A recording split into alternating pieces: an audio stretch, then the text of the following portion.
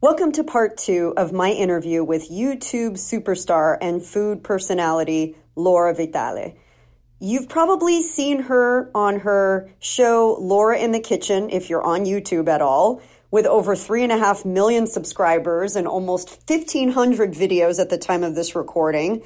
She's cooked it all and shown it all. And what I love about her is she really digs in with every ounce of her being. Now, if you didn't listen to part 1, I would encourage you to start there and then dig in to this amazing podcast. This is one of my favorite interviews that I've done to date on the show.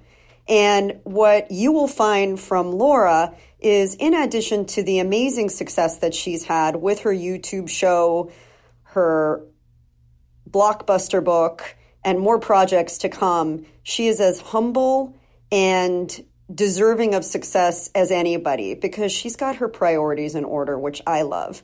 She's a true inspiration with a lot of food for thought. So let's dig in. Hi, I'm Maria, otherwise known as the Fit Foodie. I'm a chef, holistic nutritionist, author, inventor, and mom. And I want to welcome you to my podcast. It's called Recipes for Your Best Life. And with every episode, I'm peeling back the onion on fitness, nutrition, health, wellness, and family. The truth is, you're the chef of your life. And for every important pillar, there's a great recipe worth sharing. So every week, we'll explore them together. Think of it as food for thought that you can really sink your teeth into. So join me, and let's squeeze the joy out of this life, because you only get one. Can I get a fork, yeah? Life is hard, and me, and myself included, we can all find something negative if you really look for it, okay? Yeah. So why bother? You know what I mean? I always try to, a girlfriend of mine just, one of my best friends, she just finished a radiation and chemo. She had the roughest year of her life, and she's very young, you know? And so it was such a slap in the face of, oh my gosh, this is the brutal reality of life, you know? And after the year she's had, I've made it my mission to really take her with me. Every time I can take her with me to an event, to the set of a TV show, to an amazing office with some amazing clients and brands, I take her with me because I want to share that goodness with everyone that I can. You know, and she is so deserving of having such, you know, a good time, to have some fun and to explore some new things she's never explored before. And if I could do that for everybody, I would, because that's the person that I am.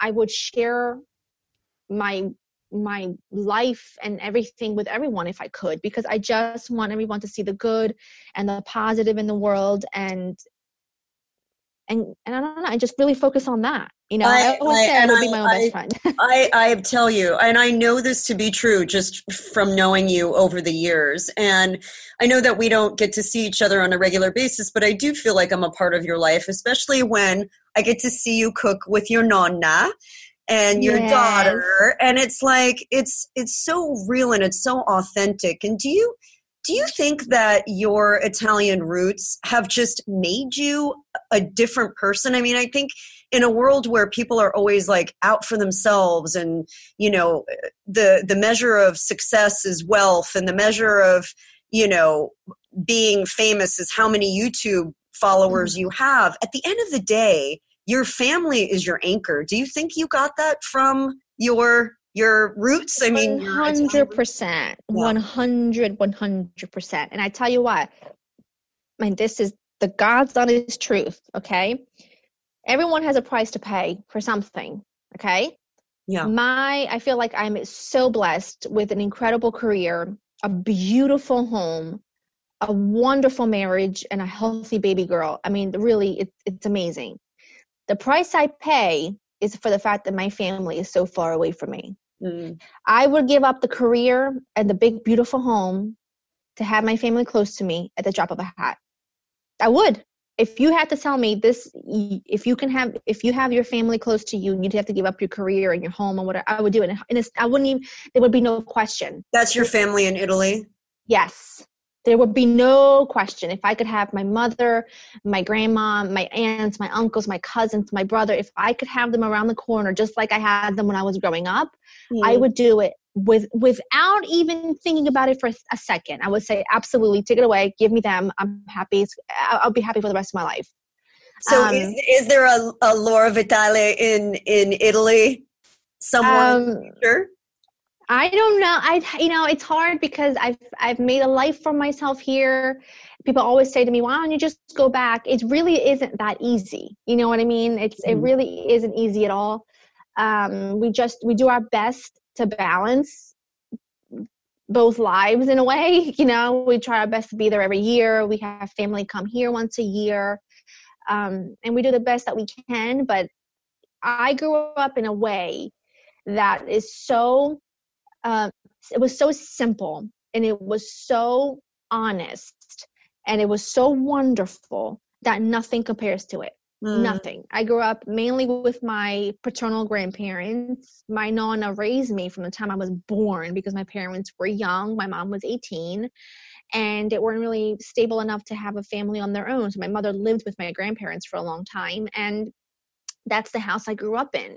The little tiny giardino, the little tiny yard that she's got in the back, that's where we grew all of our vegetables, and we had chickens running around. And that to me is, there's no better childhood than that, and I try to give that to my daughter as best I can. And it's hard being away from them, but that childhood and that life, those values were family values and the importance of them were instilled in me since I could probably even talk. Yeah, well, it's apparent. In everything that you do, it's real and authentic, and I see that showing up time and time again. And you've translated that to your very popular book, Laura in the Kitchen, which I have right in front of me, and it's gorgeous and spectacular. And I can't wait to dive in now that it's starting to actually cool down a little bit in Southern California. I can actually turn the oven on, but these are comfort food recipes that I can just imagine you probably were very inspired, as there's a lot of Italian influence. Was there someone that had the biggest influence on you in terms of your cooking style? Definitely my nonna, 100%. I remember being in her kitchen and cooking from the time I could probably stand on a wooden stool that my grandfather made for me. Because, I think she's just been an influence in my life in general, because she is someone who has been through it all. She had a very rough childhood. When my dad's one of 6.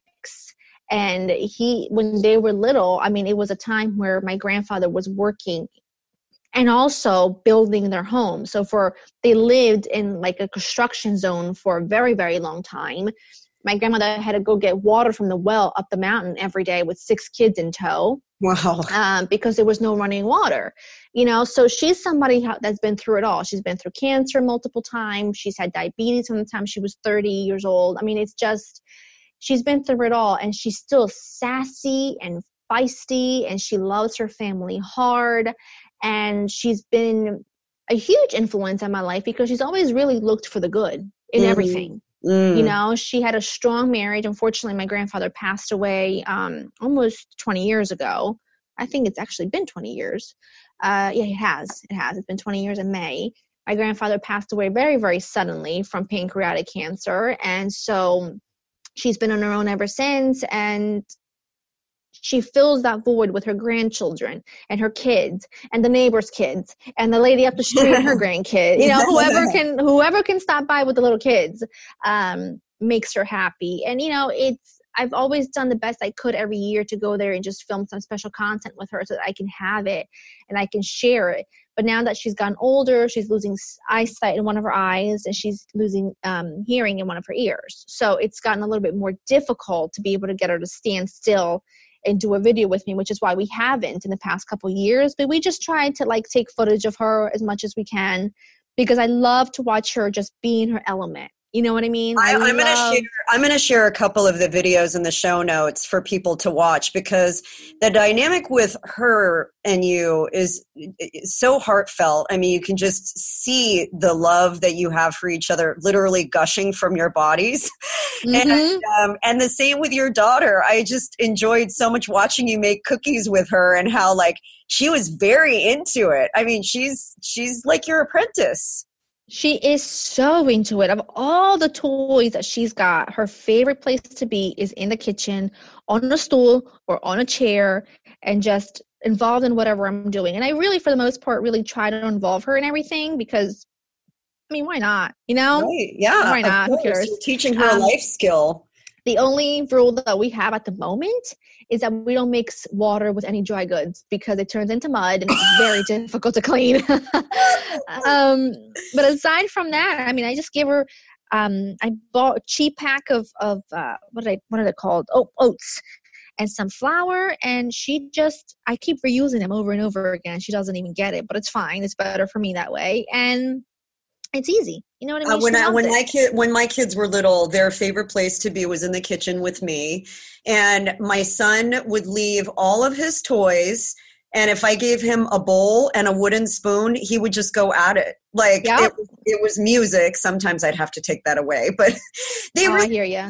They do emulate, and they do watch you, and they do see you. I mean, what would be your hope for her just growing up with you, Laura in the kitchen, you know, YouTube star, successful entrepreneur, watching you and Joe do this together? What would be your hope for her?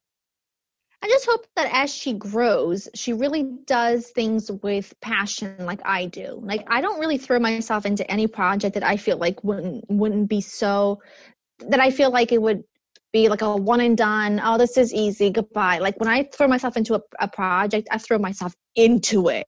And I do that I do that in every aspect of my life. And I hope that as she grows, she remembers these moments of me having patience with her in the kitchen, and how I've always found it really important to sit at the dinner table without any electronics, to really enjoy each other's company. From the time she could eat salads, that we've done that, you know, because that together time at the end of a long day is my reward.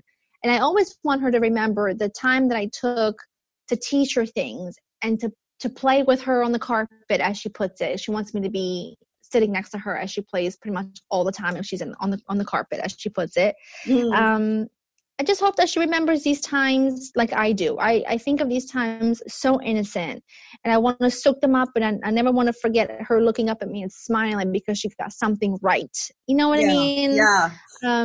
I want her to remember these moments and really, really understand that I soaked up every minute of it. And I hope that she does the same as she grows. She soaks up time with her family and her friends. You know, we have so many friends that we feel like our family, and I want her to feel that way. I want her to love hard and really cherish her time with the ones that she loves the most. And whatever she does something, just do it with passion. I don't really care if it's tying a ribbon, just do it with passion. And you have really been such a wonderful role model for so many, including your daughter, in this respect, and so much more. So you've got a lot bubbling up. You're always on the go. Like, what's next? I mean, you've got all of these amazing successes. Does it get like hard to outdo your prior success? I mean, I can only imagine the pressure there to just keep building. So I actually I don't find it hard, because I don't look at me having to upstage myself, because that would be a tremendous amount of pressure that nobody needs. Most certainly not me. Yeah. And I don't take on a lot of projects at once, because then if you do, you can't fully commit to each one without feeling the pressure of the one behind it, or the one in front of it, if you will. So at the moment, I'm really having a lot of fun co-starring on different shows and hosting different shows and things like that. I'm having a lot of fun with that, because it's a fun time for me, but it's without pressure. You know, I don't have to carry. What are some of those shows that you're working on?